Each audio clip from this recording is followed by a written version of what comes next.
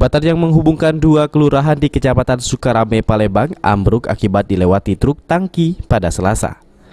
Berdasarkan informasi yang diterima dari Kepala Dinas PUPR Kota Palembang, Bastari Yusak, bahwa jembatan penghubung ini sudah hampir 6 bulan lalu mengalami kerusakan, sehingga untuk kendaraan bertonnase besar dilarang melintas, namun masih banyak pengemudi truk yang memaksa lewat di jembatan tersebut.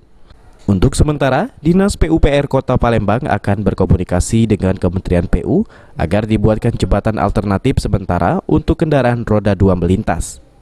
Perbaikan jangka panjang, Bastari menjelaskan baru akan dikerjakan kemungkinan di tahun 2021. Untuk anggaran perbaikan jembatan penghubung daerah ini diperkirakan mencapai 2,4 miliar rupiah.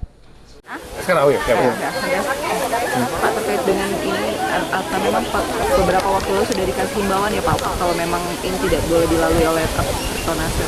Betul, ini kan jembatan ini 6 bulan yang lalu udah terjadi kerusakan lantai dan fondasi. Kita bisa cek ke lapangan dan kita mendapatkan peringatan supaya kendaraan dengan beban berat roda 4 jangan lewat ini sementara. Udah 6 bulan kita pasang peringatan, kemarin ada kejadian mungkin macam tanki ini lewat dengan beban yang lumayan kalau ada polisi. Berarti imbauan ada pengawasan nggak di sana Pak? Ya kita kan minta kesadaran masyarakat juga kalau kondisi jalan sedang rusak, kita berikan peringatan supaya masuk jalan itu dengan sesuai kendaraan yang dibawa. Kalau kendaraan berat jangan masuk ke jalan-jalan yang kecil.